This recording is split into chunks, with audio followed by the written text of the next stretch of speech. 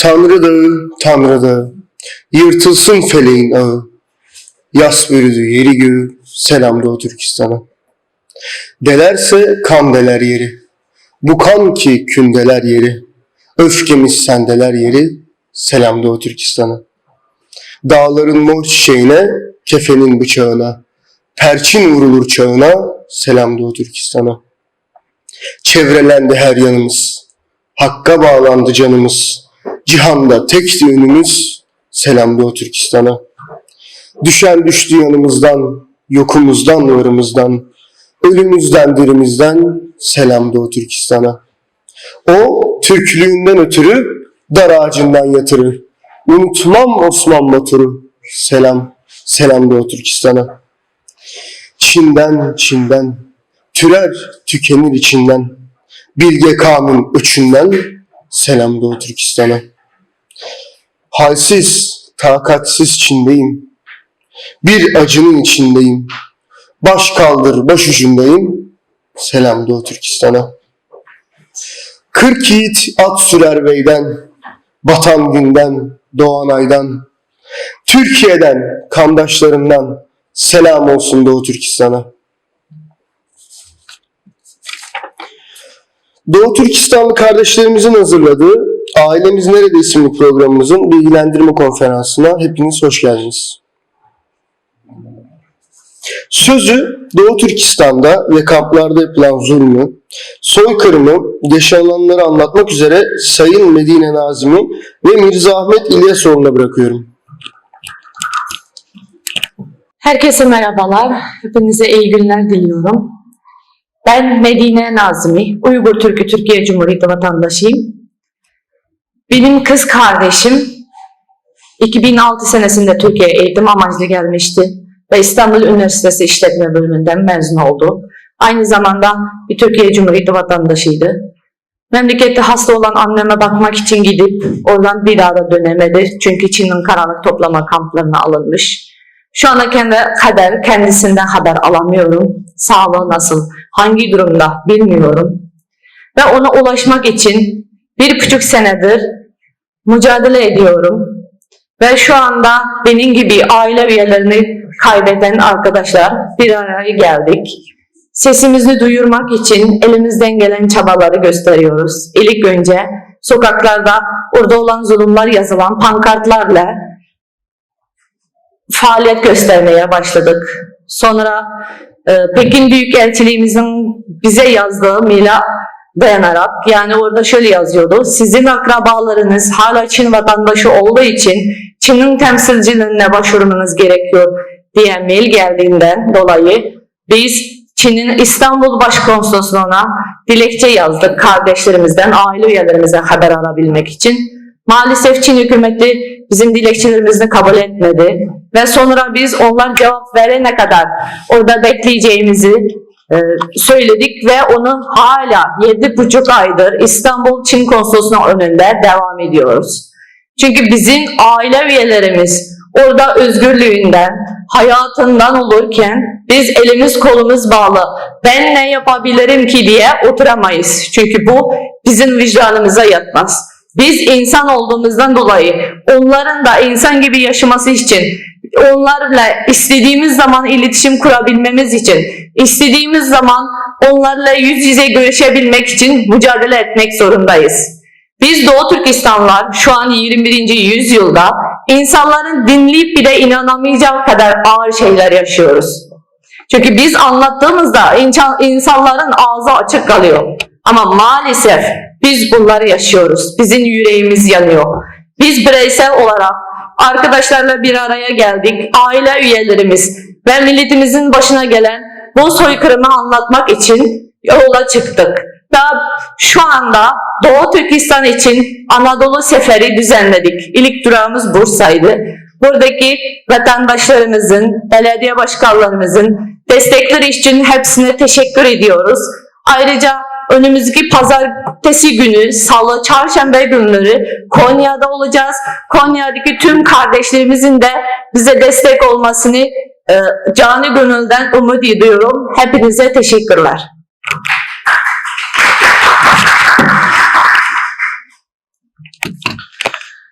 Öncelikle hepinizi de hoş geldiniz diyorum ve saygıyla selamlıyorum. Ben Mirzahmet İlyasoğlu. 2007'de Doğu Türkistan'dan Türkiye'ye geldim. Gelme amacım okumaktı. Üniversiteyi de Çin'de bitirmiştim.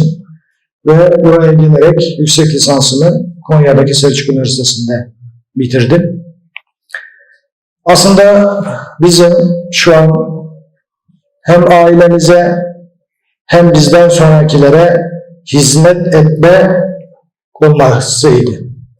Fakat Çin gerçek yüzünü, gücünün zirvesine ulaşmak üzereyken herkesin dediği gibi şu an Çin çok güçlü dediği için söylüyorum. Aslında Çin o kadar güçlü değildir.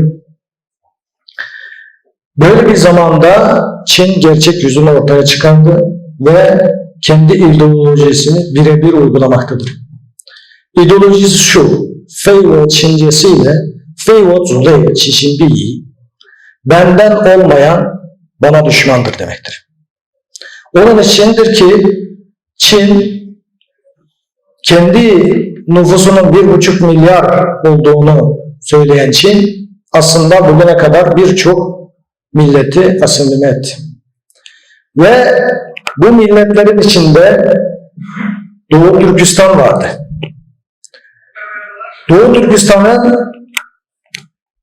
ister kimliği, ister inancı hiçbir şekilde Çin'e benzemediği için ve bildiğiniz üzere Türk tarihindeki ilk medeniyete geçen, ilk yazıyı keşfeden Uygur Türkleri hiçbir zaman kendi kimliklerinden vazgeçmedi. Ve onun içindir ki Çin son çare olarak Doğu Türkistan halkı Çin'e karşı hiçbir şey yapmasa bile Doğu Türkistan halkını hunharca katletmeye ve adım adım soykırımını şu an açık bir şekilde devam etmeye karar verdi. Ve 2017 yılına geldiğinde Çin toplama kampları kurdu. Aslında daha önce kuruldu ama 2017'de gerçek bir şekilde devreye alındı. Ve hatta Çin'in kendi ağzıyla 2020 kendi ağzıyla dedi ki biz her sene 1.300.000.000'a yakın insanı eğitiyoruz. Yani gördüğünüz fotoğraftaki insanlar eğitime tabi tutulan insanlar. Baktığımızda oranın hiçbir şekilde eğitim olmadığını görüyoruz. Çünkü kıyafetleri tamamen suçlu kıyafetler. Ve bu 8 milyon yazdığımız 8 milyon işte Çin'in her sene 2014'ten bugüne kadar hesaplarsanız 8 milyonu aşkın insanın toplama kampına alındığını Çin kendi ağzıyla söyledi. Ve Birleşmiş Milletler 2 milyona yakın insanın toplama kampında tutulduğunu söyledi. Ve kimi kaynaklar bunun 3 milyondan fazla olduğunu söylüyor. Tabii ki bunun tam olarak ne kadar olduğunu bizim tespit etmemiz asla mümkün değildir. Bildiğiniz üzere Çin oraya kimseyi serbest bir şekilde dolaşmasına izin vermiyor. Ve çok da komik bir şeye Çin kendi şeylerle eğitim dediği toplama kamplarını madem eğitimsin, eğitim, mesleki eğitim burada Çin savunucular ne diyor? Orası Atatürk'ün kurduğu köy enstitüleri gibi diyor. Madem öyle bir şey olursa o zaman bunun gizlenmemesi gerekiyor. Eğitim vermek güzel bir şeydir. Fakat Çin'in bu eğitim merkezlerine muhabirler hiçbir şekilde yaklaşamıyor. Bu açıkça Çin'in bu toplama kampı olduğu açıkça görülüyor. Bu ne zaman görüldü? 2018 yılında ve 2017 yılının sonlarında uydu görüntülerle gördüğünüz gibi onların yerleri tespit edildi. Ve bugüne kadar 1000'den fazla, bu 2017'deki 1000'den fazla toplama kampının bulunduğu söyleniyor.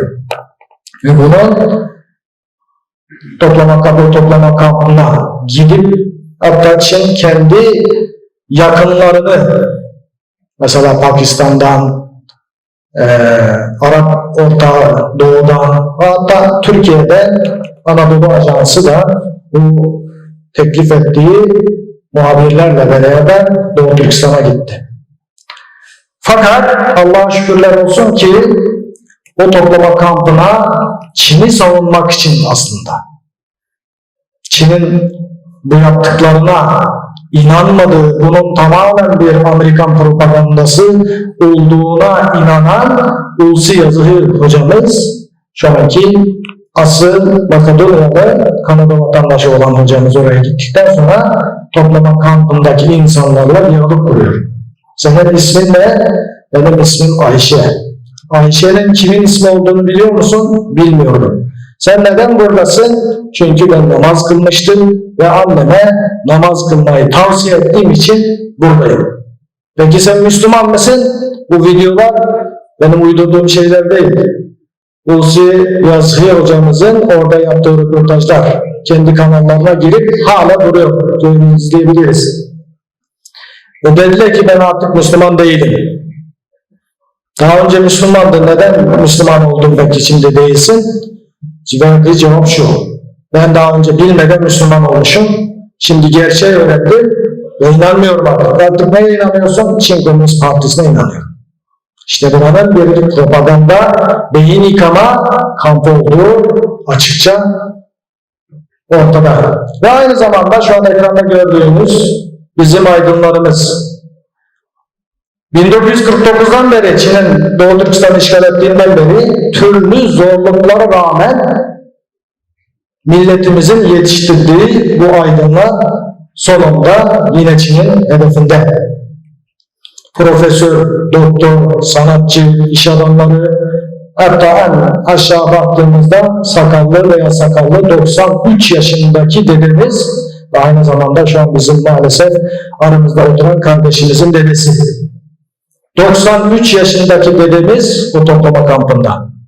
Bunun hiçbir şekilde mesleki hukum olmadığı apaçık ortada. Ama maalesef bunları duymamazlıktan gelenler duymazdan geliyor. Gördüğünüz Mihrail Tursun, kendisinin kocası Mısırlı ve Doğu Türkistan'a dönerken bu kardeşimizin 300 bebeği vardı. Daha annesini emiyordu. Daha 1,5-2 ay civarlarındaydı. Ama ona rağmen Çin annesini toplama kampına aldı. 3 bebeğini de tüp bebeğini de başka yerlerde yapmaya çıktı ama annesi çıktığında 300 bebeğin bir tanesinin cansız bedenini annesinin önüne koydu. Buzdolabından alarak. Ve diğer 2 tane çocuklu bebeği de şu an yanılmıyorsam 3 yaş 4 yaş civarında ve şu an Amerika'da yaşıyor. Kurtuldu Allah'a şükürler olsun. Bu kardeşlerimiz işte orada yapılan işkenceleri anlatıyor. Ve bunları bize tekrar söylememiz bize çok ağır geliyor. Çünkü gerçekten bizim kaldırabileceğimiz bir şeyler değil.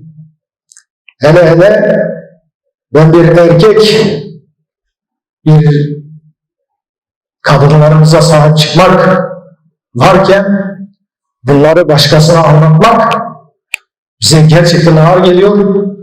Onun için burayı sizin okumanızı tavsiye ediyorum.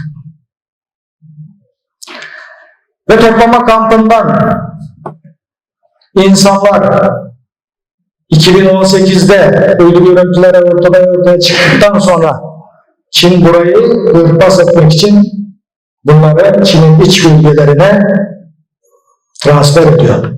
İşte transfer sırasında tren garında çekilmiş, mobeselerle çekilmiş toplama kampındaki Doğu Türkistanlıların bir fotoğrafı. Evet, toplama kampı sadece gençlerle veya 93 yaşındaki dedelerimizle kalmıyor. İşte Çinli askerlerin ellerindeki çocuklara bakın. İşte Doğu Türkistan'daki şu an Dünya Af Örgütü'nün resmi rakamına göre 1 milyona yakın Doğu Türkistan'daki Türk ve Müslüman çocukları gördüğümüz bu kıyafetleri Çinli çocukları bile giymez şu an. Çok eski geleneksel kıyafetler. Ama bunu bizim çocuklarımıza aşılıyor. Ve daha sonra bunların birer Çinli olarak yetişmesini sağlıyor. Bu çocuklar dersiniz ki annesi babası yok mu bu çocukların? Hayır, annesi babası var. Annesi babası ya toplama kampına alınmıştır veya annesi babası olmasına rağmen zorla getirilen çocuklar. İşte bu çocuklarımız daha sonra bize hangi sorunları sorar ve hatta şu an toplama kampında bize karşı hangi soruları soruyor Allah bilir. İşte Doğu Türkistan denize çok uzak bir bölge, en uzak bölgelerinden biri. Denizin kenarına vurulan Suriye'deki bu çocuk gibi bizim Doğu Türkistan'ın Hoten Karakaş ilçesinde anne babası toplama kampına alınan çocuğun cansız bedeni kışın donunda su kanallarından bulundu. Doğu Türkistan'da Çin'in nüfusu, hani Çin diyor ya, Doğu Türkistan Çin'in bir parçasıdır diye. Aslında Çin'in kaynaklarına bakarsanız da, hatta Doğu Türkistan'a verdiği isime bakarsanız da oranın bir Doğu Türkistan Çin'in toprağı olmadığı apaçık. Çünkü ben bir siyasetçi değilim. Tarihi ve akademik açıdan bakarsak orası bir Çin toprağı değildir. Orası bir Türk toprağıdır. 1949'da Çin Komünist rejimi oraya girerken sadece %3 ile 5 arasında Çin nüfusu vardı. Onlar da biliyorsunuz 1884'te Çin Mançur devleti yıkıldıktan sonra Yakup Bey o zaman söylüyor, al gök bayraktan al bayrağa selam olsun. İşte Osmanlı'ya BYT'den Kaşgarya devleti. 1884'te düştükten sonra 1949'a kadar bakın sadece %3 ile 5 arası. Buraya Çinler sadece mahkumları gönderiyordu. Ama günümüze geldiğinde Doğu Türkistan'ın nüfusunun %44'ü Çin nüfusu.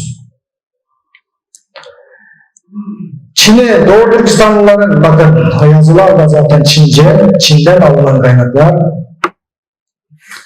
2017'de bakın doğum oranı ve nüfus büyüme oranı şiddetli bir şekilde düz çizgiyle aşağı iniyor. Bu Doğu Türkistan'daki toplama kampında insanların şiddetli bir şekilde yok olduğunu gösteriyor. Ve Doğu Türkistan'daki toplama kampı dışındaki insanların kısırlaştırma projesinden dolayı şiddetli bir şekilde azaldığını, doğurganlık orandığını, düştüğünü gösteriyor. Bir tane yüzlerinden sağ taraftaki kızımıza bir bakın, sol taraftaki Çinli'ye bir bakın. Hiçbir benzerliği yok. Yüzüne bir bakın. İşte Çin kızlarımız Çinlilerle zorla evlendiriliyor. Bu şekli değişmiş bir tecavüzdür. Çünkü kızın ne rızası var ne gönlü var. Ama eğer bu kız evet demezse ailesi toplama kampına alınacak. İşte şu an Doğu Türkistanlıların bazılarının sesini çıkaramamasının sebebi de işte oradaki yakınlarını koruması için. Ve dersiniz ki hiç karşılık veren yok mu böyle bir durumda? Elbette ki var. Ama Çin bunu hiçbir zaman açığa vurmaz. Her şeyin istekle gittiğini söyler. Ve bu yapılardan görüyoruz ki Doğu Türkistan'daki camiler, normal mimarlar 7 tane ülke şu an soykırım olduğunu ilan etti. Ve bir sürü hiçbir siyasi amacı olmayan az önce saydığım ünlü markalar Çin'den ihracatlarını, fabrikalarını kapatmaya karar verdi. Ve biz Anadolu, Doğu Türkistan için Anadolu Seferi diye bir seferi düzenledik. Çünkü Anadolu halkının bizim gibi bir halk olduğunu, bizden biri olduğunu biliyoruz. Ve buna Anadolu halkının bu soykırımları, bu işkenceleri, bu zulümleri asla onaylamayacağını inandığımız için bu yola baş koyduk ve tek tek anlatmaya karar verdik. Çünkü Türkiye'de Çin'in propagandası ve lobisi çok güçlü. Bunu biliyoruz. Ve hatta şu kadar güçlü ki bizi tehdit edebilecek ve bize zarar verebilecek kadar güçlü. Ve biz bundan korkmadık, asla korkmayacağız. Ve bunu buradaki Çin sevicilerin eline bırakmayacağız. Gerçekleri kardeşlerimize anlatacağız. Birinci ağızdan anlatacağız. Biz diyoruz ki bu söylediklerimiz, onlar diyor ya, bunlar iddiadan öteye geçemez. Bu söylediklerimiz eğer iddia ise benim kardeşim nerede? Kardeşimizin kardeşi nerede? Ceylan kardeşimizin annesi nerede? Şemsiye kardeşimizin 93 yaşındaki dedesi ve 50 yaşındaki babası nerede? Bunları göster. İşte hep birlikte Çin'e savaş açalım ya da çok sert konuşalım, ilişkileri bozalım değil. Sadece bu insanlar o zaman madem senin dediğin doğruysa sana bir devlet olarak muamele ediyoruz. O zaman sen de bir devlet gereği bunlar senden 7,5 aydır Çin konsolosluğunun önünde ailem nerede diyorsa bunlara cevap vermek zorundasın demek gerekiyor. İşte bunu hep birlikte bu soruyu sormak istiyoruz.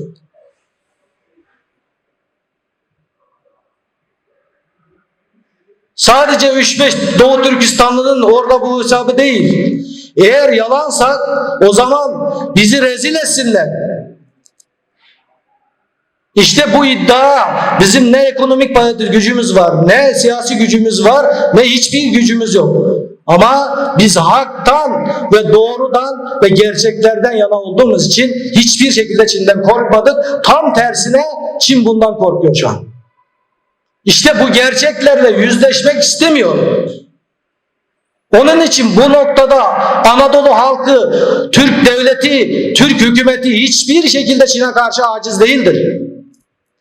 Onun için hep birlikte sadece bir soruyu soracağız Çin'e. Doğu Türkistanlıların aileleri nerede? Bu soykırımını durdur. Eğer aksini ispat ediyorsan o zaman teklif ettiğin heyetle bu arkadaşlar beraber gelecek. Canımız pahasına olsa da geleceğiz. Bu işin ucunda ölüm olsa da geleceğiz. Bir kadın hanım kardeşimizin namusunu omuzlarımıza atıp bunu gezeceğimize Çin'den bunun hesabını sormak için bunun ucunda ölüm olsa bile geleceğiz. İşte sadece bir soru soralım Çin'e.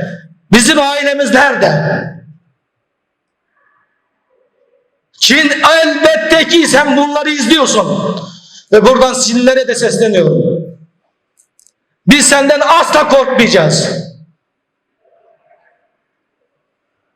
Sen 1966'da ve ondan önceki 1954'te başlattığın büyük adımlarla ilerleme dediğin o yakıp yıktığın dönemleri biliyoruz. Ve 1966'dan beri 1977'ye kadar söylediklerin kültür devriminde neler yaptığını biliyoruz. Ama biz o kadar ezmeye, o kadar bize hiçbir imkan tanınmamana rağmen en barışçıl şekilde bugüne kadar gelmişsek bundan sonra da hayat olmaya devam edeceğiz. Sen asla ve asla bizden bu değerlerimizi çalamazsın. Senin gücün sadece çocuklara, sadece kadınlara, sadece elinde hiçbir demirin parçası olmaya mazlum halka yetiyor. İşte Çin'in gücü budur kardeşlerim.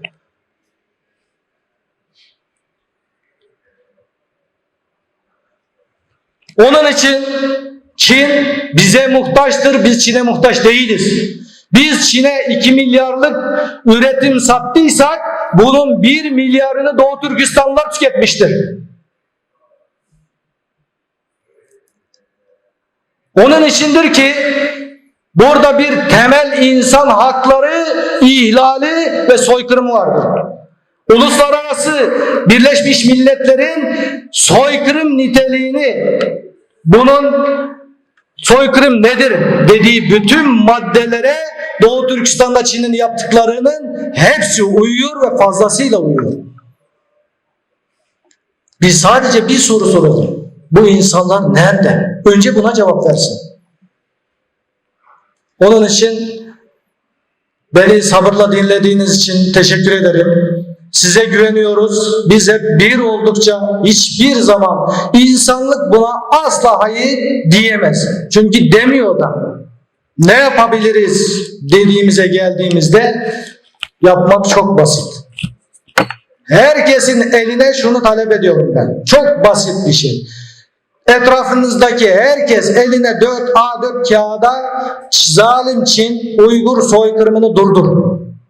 Fotoğrafını çekin ve sosyal medyaya yayın. Veya 2 dakikalık bir şey söyleyin. Ondan sonra işinize konmak, işinizi yapın. Ve hiçbir şekilde Allah bizim elimizden gelmediği bir şey teklif etmez.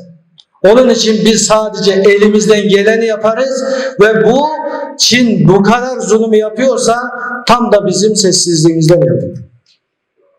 Zulüme sessiz kalan dilsiz şeytandır ve zulüme ortaktır diyoruz. Onun için zulüme ortak olmamak için daha sonraki az önce gösterdiğim şu çocuklarımıza mahcup olmamamız için Çin'in bu zulmüne dur dememiz gerekiyor. Hepinizi saygıyla selamlıyorum. Allah'a emanet olun.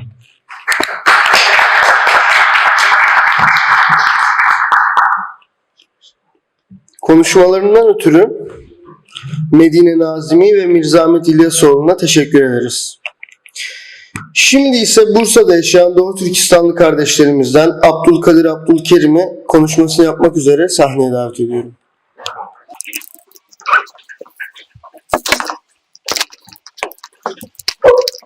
Öncelikle hepinize hoş geldiniz diyorum. Benim de babam 2016 Haziran'dan beri Çin zindanlarında. En son konuştuğumuz sözleri şu olmuştu. Bu arada havalar çok sıcak olmaya başladı. Sen dayanamazsın, orada kal demişti. Yani Türkiye'de kal demişti. Bu da oradaki durumların çok kötü olmaya başladığından direkt görüyordu. Ve annemle sonradan konuştuğum zaman babanı hastaneye kaldırdılar. Benim de hastalanmamı istemiyorsan beni arama. Ben seni aramadan dedim. Yani bir anne kendi çocuğuna beni arama denebilecek bir durumda. Ve bunu zorla kendisi istemese de söylemek zorunda. Ve ben annemle 2016 Ağustos ayından beri görüşemiyorum. Sesini dahi duyamıyorum. Ben de aynı şekilde diyorum ki ailemiz nerede?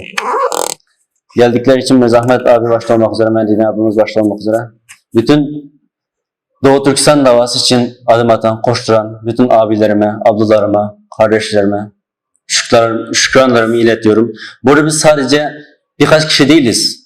Biz burada 35 milyon kişinin sesini duyurmaya çalışıyoruz. Biz burada sizlerin toprağınız olan Doğu Türkistan'ın, Uygur Devleti'nin kurulduğu Uygurların, Karhanlı Devleti'nin başkenti olan Kaşgar'ın, Mahmut Kaşgar'ın yetiştiği, Yusuf Has Hacip'in yetiştiği ve Türk dilinin Arapların Arapçadan daha üstün bir dil olduğunu savunan Mahmut Kaşgar'ın memleketinden sesleniyoruz aslında. Ve size şunu söylüyoruz ki bizi yardım edin. Bizi bizimle bırakmayın. Bu savaş elbet bitecek. Ali İzzet Beyoğlu'nun dediği gibi savaş elbet bitecek. Bizim hatırlayacağımız düşmanların değil, kardeşlerimizin sessizliği. Ve kuş misali, Hz. İbrahim ateşe atılırken bir kuş nehirden ağzında su götürür ateşe. Diğer kuşlar onu sorar. Neden böyle su getiriyorsun? Senin suyunla bu ateş söner mi? O diyor ki sepimi belli etmek istiyorum. Sizden de sepinizi belli etmenizi, sizden de bizim yanımızda olmanızı istiyorum ve diliyorum. Bir Doğu Türkistanlı olarak bunları kaldırmak gerçekten çok zor. Çok zorlanıyoruz. Hele bunu anlatmak her gün böyle şeyleri tekrar tekrar anlattığımızda, konuştuğumuzda içimiz parçalanıyor ama bunu hissettirmemeye çalışıyoruz. Kendimizi güçlü tutmaya çalışıyoruz. Ama ne kadar başarılı olabiliyoruz? O da ayrı bir konu. Ve tekrar geldiğiniz için hepinize teşekkür ederim. Bu organizeye yardımcı olduğu için Mustafa Dündar Başkanımız başta olmak üzere Orhan Moğlu Salih abimiz, Cem Kürşat Esenoğlu abimiz ve Bursa'daki Veysel Aşkan abimiz, bütün abilerimize, ablalarımıza gönülden şükranlarımı iletiyorum. Doğu Türkistan konusunda gerçekten duymazlıktan, görmezlikten gelen bütün insanların vicdanını sesleniyorum. Eğer Müslüman arıyorsa İslam dünyası, Doğu Türkistan'dakiler Müslümandır. Eğer Türk arıyorsa Türk dünyası, eğer bir Türk'ün Turan hedefi varsa, bir Kızıl Elması varsa, bir Kürşat'ın destanını dinlediyse eğer, sesleniyorum. Kürşat da Çin Seddi'ni canı pahasını basmıştı. Ve sesleniyorum. Türk arıyorsa, Doğu Türkistan'dakiler de Türktür. Ve insan arıyorsa eğer insanlar, Doğu Türkistan'dakiler de insandır. Ve bizim Doğu Türkistanlıların bir kuş kadar, bir kedi kadar, bir köpek kadar affedersiniz, değerimiz dünyada konuşulmuyor maalesef.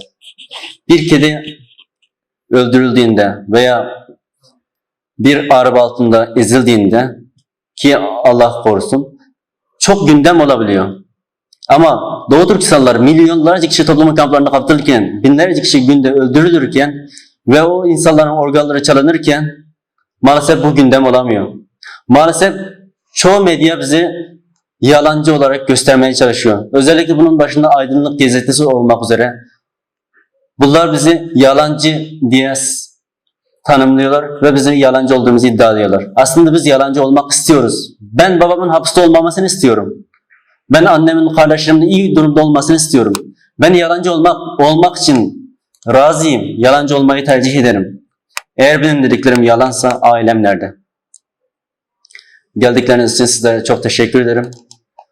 Doğu Türkistan davasını verdiğiniz desteklerinizden ötürü hepinize ayrı ayrı teşekkür ederim. Ailem nerede programına emeği geçen büyük küçük bütün kardeşlerimin ve buradaki müzedeki personellere gönülden teşekkürlerimi iletiyorum. Çok destek oldular. Ve sizlerin de Doğu Türkistan davasını sahiplenmenizi, yakınlarınıza, büyükler, çocuklarınıza anlatmanızı özellikle rica ediyorum. Çünkü ben geçen bir abiyle tanıştım. Diyor ki ben diyor babamla beraber İsa Yusuf Alptekin'in konferansına gitmiştim. 8 yaşındaydım. Ve o zamandan beri Doğu Türkistan davasına gönül verdim diyor. Yani 8 yaşında bir çocuk bir konferansa gitmiş ve ondan sonra Doğu Türkistan'ın ne olduğunu, Uygurların ne olduğunu bilmiş ve benimsemiş. Sizler de çok büyük görevler düşüyor. En azından duyurabildiğiniz insanlara sesinizin ulaştığı kadar bizlere destek olmanızı rica ediyorum, istiyorum. Çok teşekkür ederim. Saygılarımla. Onun için bu konuda da hukuku işlemleri başlayan da var. Mesela İngiltere'de Uygur'un bağımsız mahkemesi kurulduktan sonra acayip Çin hiç yerinde oturamadı. İnsanlar orada sadece siyasi bir şey değil o. Mahkeme değil. Sadece ne o yaptıkları orada ne gördüklerini anlatıyor. Ama Çin'i bu çok rahatsız etti. Niye? Gerçekleri Çin'den korkmayın. Çin büyüyemez. Çünkü herkesi kucaklayan bir yapısı yok. Herkesi kucaklayan bir yapısı olsa belki büyür ama herkesi kucaklayan bir yapısı yok. Herkesi dışlayan, kendine olmayanı düşman gören böyle bir yapıdaki, yani şu an para olarak belki gözümüze büyük görünüyor olabilir ama para da bir yere kadar. Onun için buradan birçok ünlüler Doğu Türkistan için ses çıkardı. Bunun içinde bizi gururlandıran Mesut Üzil bunun bedelini de ödedi. Şu an Beşiktaş kulübünde biliyorsunuz. Bedelini de ödedi. Tabii ki elbette her şeyin bir bedeli vardır ama yapmamız gerekiyor. Çin biz ne kadar sessiz kaldıkça o kadar cesaretli davranır. Onun getirisi şu, o mahkeme bir sonrakisi yanılmıyorsam 13 Eylül'de başlıyor, 17 Eylül'e kadar. Onun getirisi şu, Çin şu an bütün dünyaya hükmetmek istiyor. Bu insanların önce hükmeden önce kim geliyor, nasıl bir sistem geliyor, bunu insanlara anlatmış oluyor ve insanlar ona karşı tepki koyar. Demokratik ülkeleri biliyorsunuz halkın tepkisiyle karar alır. Onun için de hükümet de orada mesela bazıları İpek Yolu projesinde çekildi mesela. Niye? Çünkü orada bir insan hakları ihlalleri var. Onun için bu onlara kendine göre bir değerler var. O değerlerinden vazgeçerse o ülke olmaktan çıkar. Onun için bunun getirisi o. Çin bunu işleri engelle olur. Bir sürü insanlar Çin'de iş yapmak istemez. Eli kanlı biriyle kime iş yapmak ister? Yapmak istemez. O işler işte adım adım herkes elinden geldiğini yaparsa inşallah Allah bir kapı açar. Programımız burada sona ermiştir. Teşriflerinizden dolayı teşekkür ederiz.